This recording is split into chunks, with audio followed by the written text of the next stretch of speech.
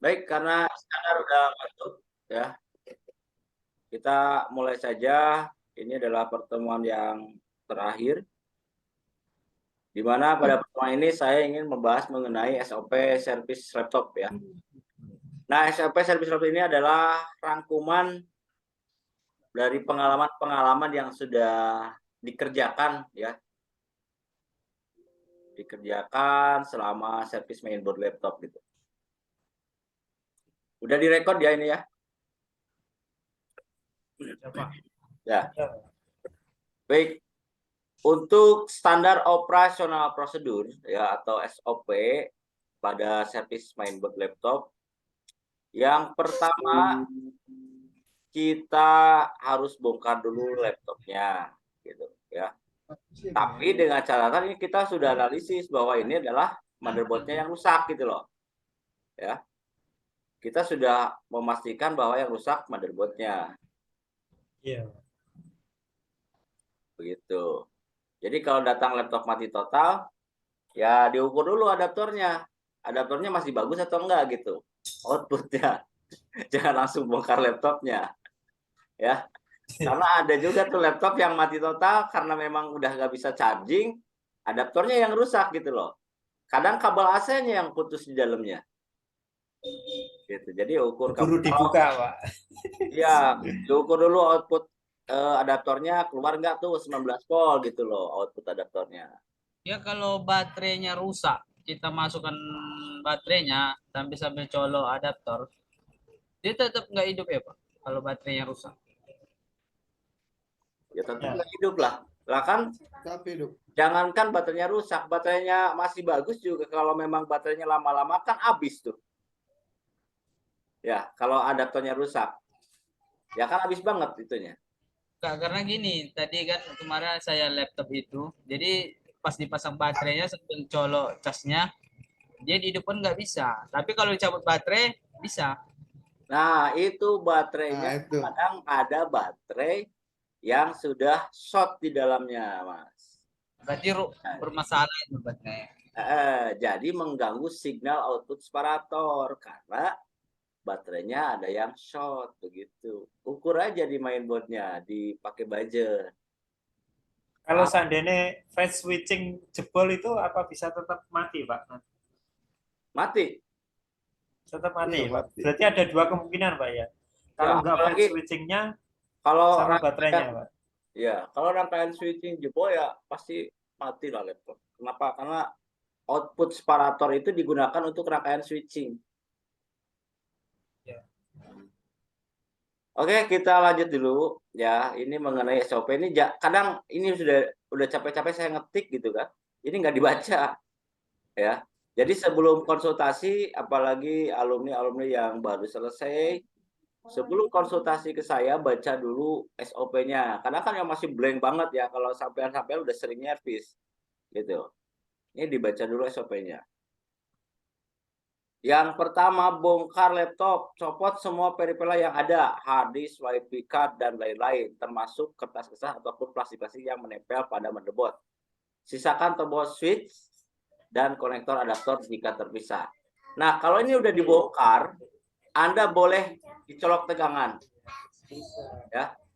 Anda boleh dicolok tegangan. Lihat ampernya. Kalau ampernya normal, ya, atau jangan-jangan ketika udah periferalnya sudah dicopot, Anda dikasih tegangan dari adaptor atau power supply, dia mau nyala gitu. Ya. Itu karena disebabkan ada yang short di area ini, di periferal itu bisa terjadi, ya. Kalau ampere normal itu Pak, kira-kira berapa ampere biasanya itu kalau dia untuk supaya dia normal hidup lah? Normal sebelum hidup itu, sebelum ditekan tombol power itu, kisaran dari 2 miliampere sampai dengan 30 miliampere. Bisa kurang lebih ya, tergantung laptopnya. Artinya apa? Semakin biasanya laptop jadul itu bisa lebih dari 30 miliampere. Karena beban arusnya atau beban listriknya gede gitu, ya. Semakin ke sini semakin kecil tegangan standby-nya. Begitu. Jadi ampere yang tampil di power supply itu adalah ampere yang dipergunakan oleh rangkaian regulator-regulator standby. begitu. Seperti regulator 3 dan 5 volt, atau ada yang standby 1,8 volt, ada tergantung nanti di skemanya, apakah 1,8 volt itu termasuk standby atau tidak gitu. Karena ada chip short grid yang mendapatkan tegangan kerja pertama adalah 3 volt dan 1,8 volt begitu. Maka regulator 1,8 volt harus kerja duluan begitu, ya. Kebayang maksud saya? Nah, ampernya agak tinggi gitu. Lalu selanjutnya, poin yang kedua, SOP yang kedua, prosedur yang kedua adalah bersihkan debu dengan kuas yang lembut gitu, ya. Ini harus dibersihkan dulu. Jika perawan, nah ini jika perawan nih telah dibersihkan, jika perawan maka amati setiap komponen, ya. Setiap komponen secara detail menggunakan sontoloyo atau kaca pembesar. Jika ada komponen yang aneh seperti kembung, meletus, bolong, warnanya berbeda dengan yang lainnya, maka langsung dieksekusi atau ganti, begitu.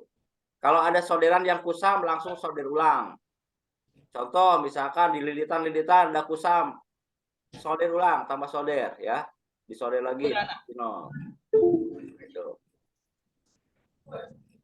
Ini yang kedua, jika ada timah yang warnanya kusam atau bahkan jamuran, maka langsung eksekusi dengan cara disolder ulang atau di resolder.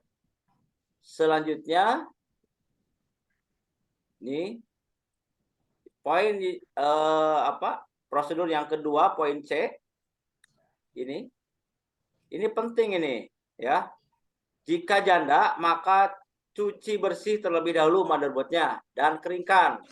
Sebisa mungkin ini sebisa mungkin keringkanlah motherboard tersebut di dalam open, ya. Open listrik dengan suhu 77 derajat Celcius dalam waktu 24 jam. Ya, jadi setelah dibersihkan, dicuci bersih, masukkan di dalam open, ya, selama 24 jam dengan suhu 77 derajat Celcius. Gitu. Kemudian amati bekas eksekusi teknisi sebelumnya dan tata ulang komponen tersebut.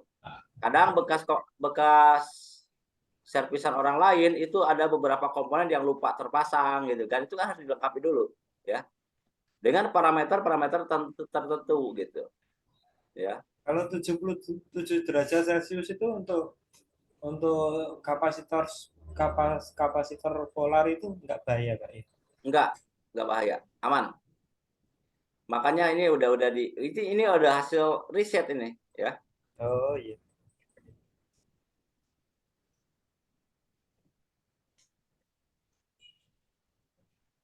Ini udah hasil penelitian, ini udah sering digunakan sama teman-teman teknisi yang lain juga. Selanjutnya, ini prosedur 2.D. Ini pastikan kalau laptop mati total itu pastikan dibajer dulu sistem always-nya, ya. Bajer dulu output separator, output regulator 3 dan 5 volt, regulator LDO 3 dan 5 volt, kalau di kuanta namanya pireg 3 dan pireg 5 itu LDO, ya. Dibajer nih, gitu, termasuk yang 15 volt. Gitu. Kenapa 15 volt harus dibajer? Kalau dia ada terjadi short, akan bunyi dia, gitu. Maka betulkan area shortnya. Dan LDO 3 dan 5 volt itu pireg 3 dan pireg 5 dibajer. Kalau bunyi berarti short. Itu maka betulkan. Dan output regulator 3 dan 5 volt di lilitannya 3 PPCU dan 5 PPCU juga harus dibajer. Tidak boleh ada yang bunyi gitu. Apalagi output separator.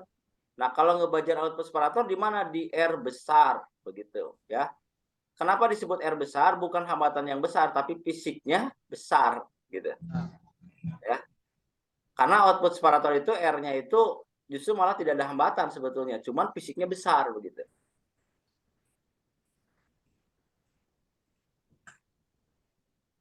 Nah, ini selanjutnya nih. Jika yang konslet output separator, maka bajer semua lilitan. Jika ada yang konslet, maka lakukan injek tegangan sesuai dengan tegangan yang seharusnya. Atau bersihkan terlebih dahulu area lilitan tersebut, baru dibersihkan di output separator begitu, ya. Nah, sebelum melakukan teknik injek, biasakan lilitan yang ke VCore dan PGFX, semua lilitan yang terhubung ke VCore, PGFX dan ke chip itu harus dicopot, ya. Jangan terhubung untuk meminimalisir kecelakaan ketika injek gitu. Kebayang maksudnya? Contoh Ya, misalkan kita mau injek output separator 19 volt gitu kan. Kita injeknya di R besar. Kalau kemarin di Quanta itu injeknya di sini nih. Mana ya? Nah, di sini. terbesar. R besar ini output separatornya. Kita injek di sini gitu. Nah, lilitan yang ke VCore itu dicopot dulu gitu, ya. Lilitan yang ke VCore mana aja? Nih, contohnya. Nih, VCore. Nih, biasanya IC-nya agak gede, IC untuk regulator VCore itu. Yang ini dicopot dulu, ini kan VCore PGFX tuh. Terlihat di modulnya? Lihat. VCC core, VCC GFX. Nah, yang dicopot mana ini lilitannya? Ini copot, ini juga copot, ya, diangkat dulu. Agar apa? Agar aman ketika injek gitu. Jadi Anda bebas memberi voltase, misalkan injek di output separator di pin ini kan, di R besar. Ini kan ada ke switching nih ke sini ya. Kalau seandainya ini yang rusak, ya ininya jebol, Anda injek terus, maka VCore-nya siap-siap gitu loh. Ya, begitu maksudnya. Maka diamankan dulu VCore PGFX-nya. Oke, jadi biasakan ketika teknik injek tegangan itu harus diamankan dulu chipnya dengan cara mencopot lilitan dari output regulator VCore PGFX dan PCC untuk chip ya 1,05 volt. Ya, itu dicopot lilitannya karena dia masuk ke chip gitu. Takutnya nanti ada yang bablas gitu loh. Jadi ngasih tegangan juga kita tidak punya kekhawatiran lah ya. Ingat prinsip teknik injek tegangan itu kita boleh memberi tegangan sampai batas maksimal di jalurnya. Contoh misalnya output separator batas maksimalnya 19 volt gitu. Kalau kita nginjeknya di 3 volt, misalkan kita nginjek di 3 ppcu. Nah, atau di 5 ppcu yang ini. Ya, yang shotnya di PL3 nih. Ketika PL3 di buzzer ini bunyi nih. Maka angkat dulu PL3-nya, lalu buzzer lagi. Yang bunyi itu sebelah sini atau sebelah sini gitu. Gitu di plugnya, ya. Kalau yang sebelah sini berarti kemungkinan yang rusak adalah area sebelah sini, area yang ke IC gitu. Ya. Kalau yang bunyinya sebelah sini berarti area 5 PCU. Begitu. Ya, maka di buzzer-nya di area ini di kaki ini gitu. Dan tidak boleh melebihi 5 volt. Itu ketika kita memberikan injek tegangan atau suntik tegangan. Gitu ya. Selanjutnya, nah setelah dirasa aman, colok PSU atau hubungkan PSU ke mainboard ya. Ukur output separator. Jika output separator drop atau bahkan tidak ada tegangan sama sekali, maka betulkan area separator gitu. Apakah 19 volt itu mau nyebrang atau tidak begitu ya. Nah, syarat nyebrang mah kita apa? Syarat nyebrangnya kita harus tahu dan paham gitu kan. Seperti yang sudah dibahas di rangkaian separator di sini. Kalau ketika dikasih tegangan dari PSU di sini, ternyata di sini down di PS133 ya atau di output separator, maka ukur ini syarat kerja ini, syarat kerja PK 38 begitu ya. Ukur VGS-nya terpenuhi enggak gitu. Kalau misalkan down ternyata di sini down nih. Misalkan nih jadi 10 volt umpamanya. Ya, dan di gate-nya 9,5. Berarti yang bermasalahnya PK 38 gitu. Kenapa? Karena syarat kerjanya terpenuhi begitu ya. Mampet namanya gitu. Atau misalkan bahkan 0 volt, ini ada 9,5 volt berarti PK 38 rusak. Rusaknya memang udah putus dia nggak mau, nggak aktif gitu kan. Ya. Udah nggak aktif dia. udah rusak, udah mati. Begitu. Selanjutnya poin F. Ukur 3 pol dan 5 pol. Jika tidak ada tegangan, jangan langsung menuduh regulator 3 pol dan 5 polnya yang rusak. Kenapa demikian? Karena kemungkinan pada regulator tersebut jenisnya suspend, ya, atau PS1 kayak di Asus gitu loh, ya. Sementara tegangan standby-nya menggunakan apa namanya dari LDO begitu, ya, yang keluar setelah switch. Ini PS namanya, gitu. Pastikan dengan cara mengukur voltase di tombol switch dan atau di kaki 8 IC BIOS EC, begitu, ya. Nah, untuk di IC BIOS juga itu kan IC BIOS EC yang exclude, ya, itu kan yang kaki 8. Itu pastikan lihat di skemanya apakah dia mendapatkan tegangan standby atau PS, begitu, ya. Jadi kalau misalkan Anda mengukur, karena ada beberapa IC BIOS yang mendapatkan tegangannya justru setelah di switch gitu. Setelah di switch. Ya, dia dapatnya PS gitu. Jadi yang paling pasti adalah ukur di tombol power atau di tombol switch, itu di kakinya harus ada 3 volt sebagai pemicunya. Begitu. Itu yang paling pasti, itu harus ada 3 volt gitu. Ya. Jika tidak ada 3 volt dan 5 volt, maka 3 volt dan 5 volt bermasalah, maka betulkan gitu, ya. Selanjutnya poin yang ketiga, nih SOP yang ketiga, tekan switch dan lihat perubahan ampere. Jika diam saja, periksa rangkaian on. Nah, ini yang mempengaruhi rangkaian on itu ini aja. EC, BIOS, baterai CMOS, short bridge, 3 PS dan 5 PS. Kalau 3 PS yang mana? Yang rangkaian PS1, ya. Kalau memang ditekan tombol power nggak ada reaksi ampere, kita lari ke rangkaian on yang PS1-nya, ya, PS1, ya. S5 on. Yang S5 on, betul. Ya, ini. Nah, kita ukur di sini.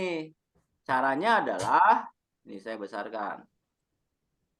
Kita sudah tahu bahwa S5 on ini dikirim dari IC SIO, begitu kan? Nah, kita sudah diukur nih di komponen apa, di tombol power ada 3 pol. Ketika diukur di 3 pol, ya, 3 pol di kaki tombol power, Anda tekan tombol powernya. Kalau voltasenya turun, berarti tombol power berfungsi, begitu, ya. Oke. Nah, berarti syarat memicu IC SIO sudah terpenuhi kan, gitu kan? Ya. Jangan-jangan tombol powernya udah rusak gitu loh. Harusnya kan terjadi grounding gitu, ya. Itu satu. Atau pakai buzzer, boleh, ya, untuk mengetes bahwa tombol power itu masih berfungsi dengan baik, terjadi grounding.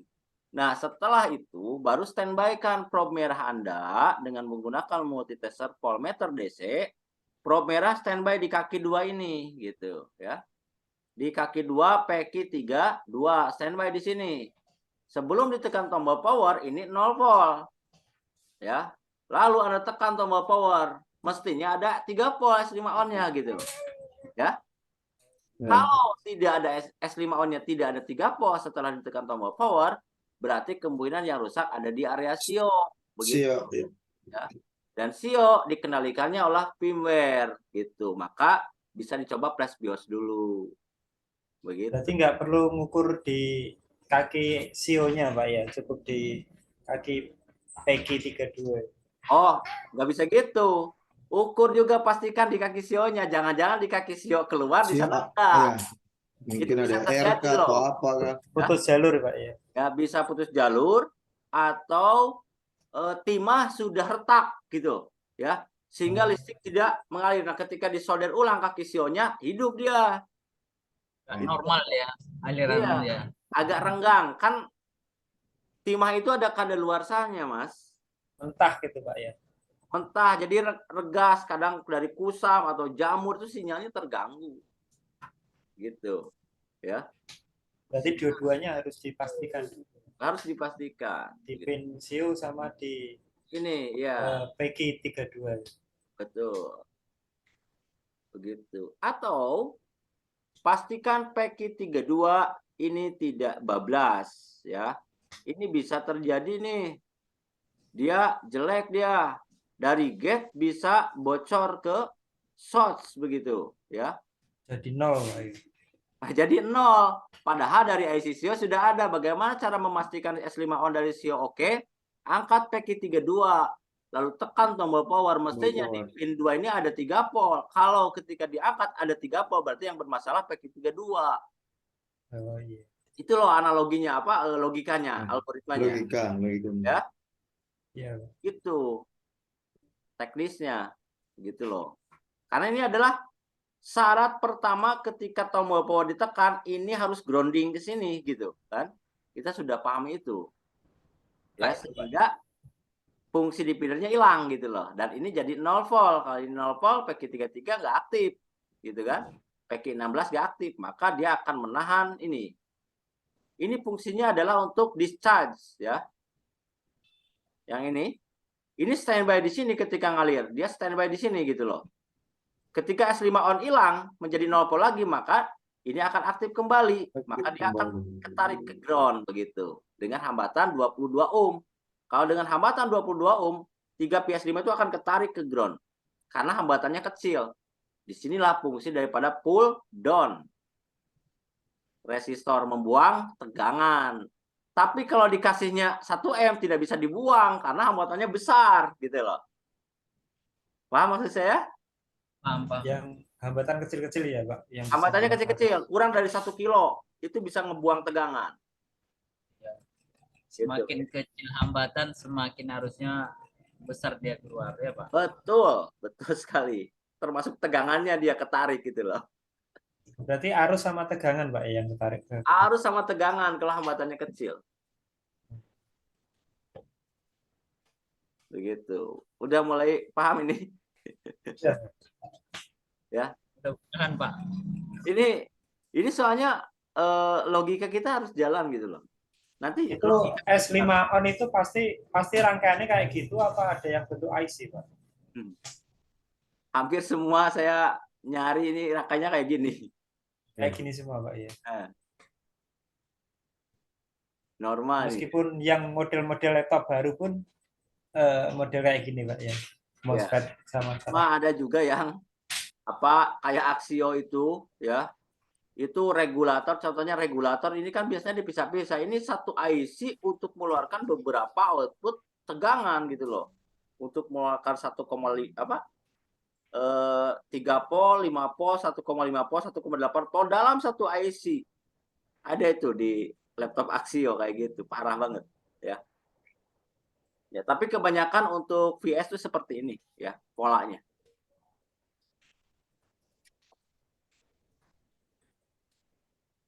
Nanti kalau di Compal atau Westron apa udah beda istilah lagi, Pak ya. Ya, cuman beda istilah aja.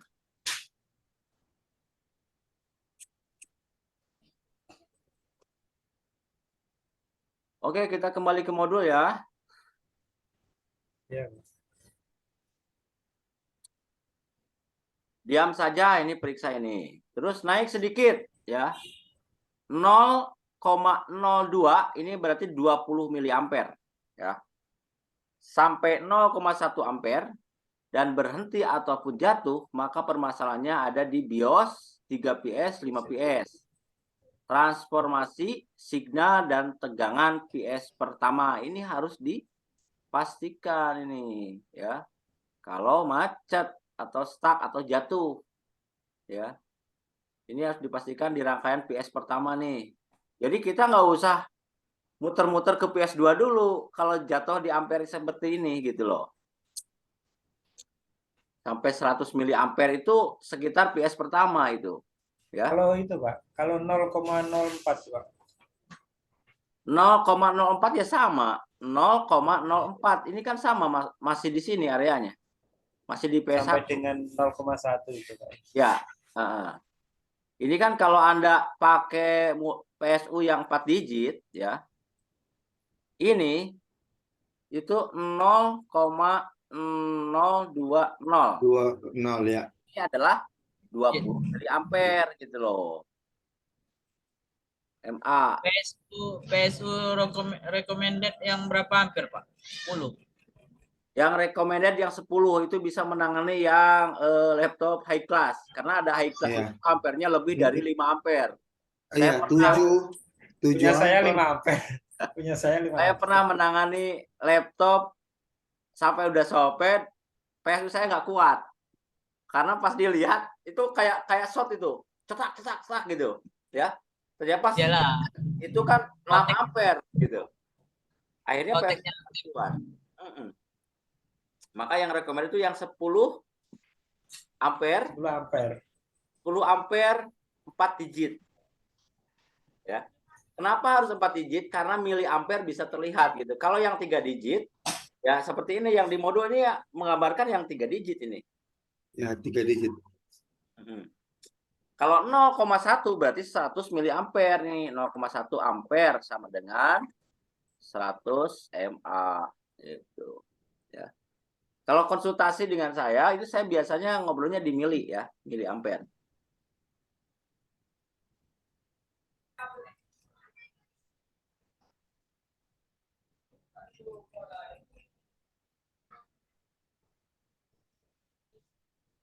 Nah, ini permasalahannya di BIOS 3PS, 5PS, transformasi signal, dan tegangan PS pertama. Nah, yang dimaksud dengan transformasi signal seperti apa? Ini contohnya. S5 on menjadi S5D. Ini namanya transformasi signal gitu loh. Kalau S5 on ada, S5D harus hadir begitu. Jangan-jangan S5D tidak hadir 15 volt gara-gara PK34 udah jebol. Paham maksud saya? Ya, makanya ketarik ke ground dia. Sebenarnya ada. Ya, cerdas. Perubahan sinyal ya Pak, maksudnya transformasi. Ya, transformasi itu perubahan signal gitu. Gitu, mestinya kan ini nggak aktif PK34 kan? Nah, kalau ini udah Ya. jebol, ya S5D-nya nggak ada, maka Nggak ditekan ada, diam ya. saja dia. Karena S5D itulah yang membuat 5 PPCU dan 3 PPCU mengalir. Gitu. Ya, Paham? paham, Pak. Paham, Pak. Sesuai dengan keinginan saudara-saudara ya. Saya belum paham signal apa gitu. Iskandar senyum-senyum ya. Harus banyak sopen nanti ya. Alhamdulillah Pak, sudah ini mulai paham-paham lah untuk ini tegangan PS1, PS2, PS3. Ya, Tinggal belum tinggal mau cari-cari ini aja posisi komponennya di mainboard. gitu ya. Iya. Nggak tahu itu pakai. Kita lanjut lagi.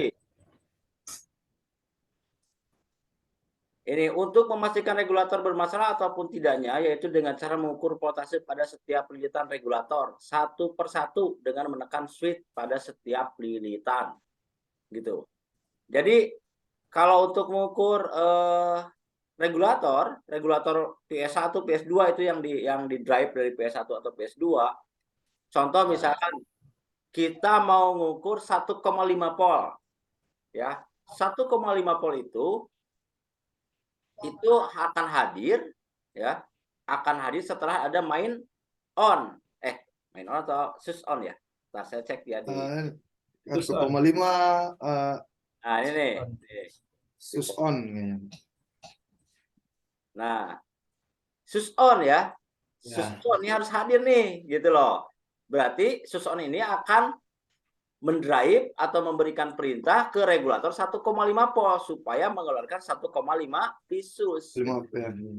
Yang diukur adalah lilitannya atau di kapasitor polar. Di Gitu. blok RAM, Pak ya. Untuk kerjanya RAM begitu. Nanti setelah ada main on baru RAM dapat tegangan 1,5 volt yang ini gitu. Ngalir lah. Main on itu tuh untuk blok Vicor Pak ya. Termasuk Vicor gitu ya. Dan chip. Ini main on nih perintahnya. Chip SB. Chip not bridge dan short bridge udah dapat lagi gitu. Ya. PCH itu SB apa? PCH itu Gabungan itu. chip mau Gabungan kayaknya. not breed, CPU itu PCH. Artinya PCH adalah power chip. Jadi power untuk chip gitu loh. Itu maksudnya kok juga untuk tegangan CPU input output dari PCH. Ya. Iya betul. Ini yang Ini 1,05 volt itu digunakan juga untuk tegangan CPU, ya, input output dan PCH. Kita lihat aja di skemanya, figure point. trigger point SB.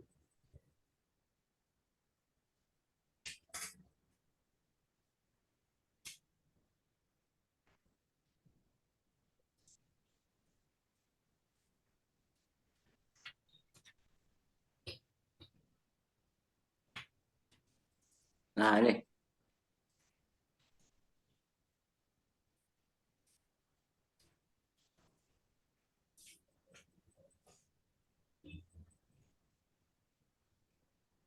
DRAM. Ini kan 1,5 pisus, 1,8, 1,05 volt.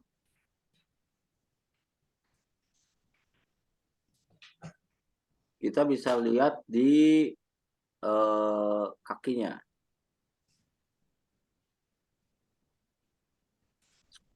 Mana nih? Yang trigger point mana? Nah ini.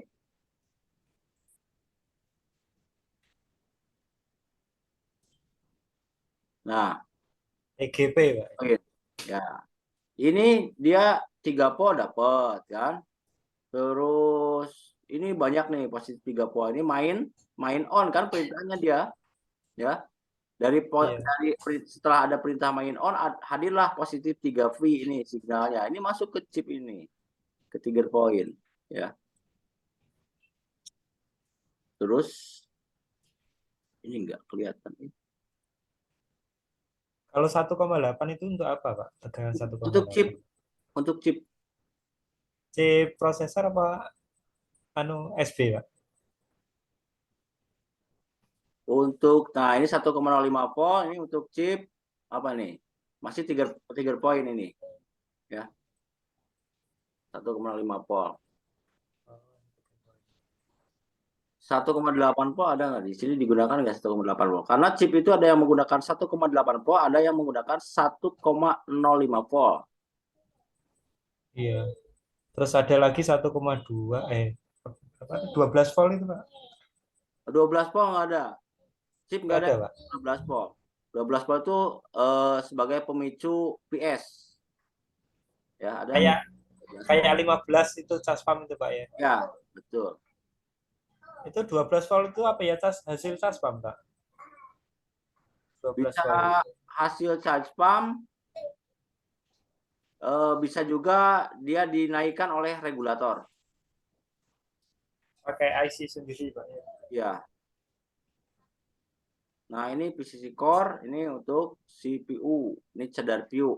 Artinya, ini kalau ada istilah cedar piu adalah fungsi daripada kaki-kaki CPU ini untuk perintah tampilan begitu, ya. Ini cedar piu di dalam CPU. Maka dia akan terhubung ke mana? Dia terhubung ke RAM itu. Ini 1,5 pisus, 1,5 ada 1,8 tadi ditanyakan ya. 1,8 volt untuk apa? Nih, ada nih 1,8 volt masuk nih ke CPU juga. Ya. Ini untuk tampilan. Nih. Terlihat nggak? Ya, Pak. Kalau ada terjadi short di blok RAM itu bisa merusak chipset prosesor juga, Pak ya. Tergantung dia, kalau protect RAM-nya enggak ya. Kalau RAM keburu protect enggak, tapi kalau RAM-nya enggak protect ya dia ikut ini rusak juga. DDR A on. Nah, PCC DDR on ini adalah hubungan apa yang mempengaruhi signal atau listrik atau tegangan yang berhubungan dengan RAM begitu. Makanya ini 1,5. Itu kalau seandainya yang mengakibatkan short di RAM merusak chip ini yang pin ini Pak ya. Ya, Pin ini VCCD. sisi ya yang ini. Ini kan dari 1,5 pisus tuh masuk. Kalau yang anu Pak, chip Kalau misalkan anu yang VRAM, kapasitor ini keburu protek ya aman gitu ya. Tapi kalau nggak protek ya wassalam. kalau yang VR on Pak, PR on mana? VR on V yang untuk anu sinyal itu Pak, yang VR on Nah, untuk perintah. prosesor CPU ya. Viron. Viron. Viron itu mana ya? Viron itu running on. Artinya run sampai ke semua bekerja.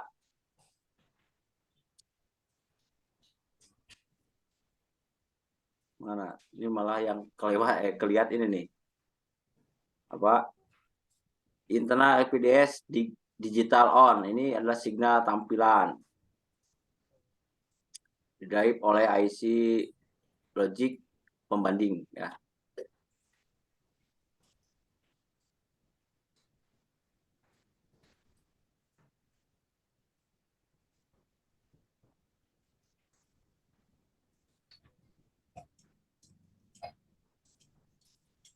Viron, coba kita ketik.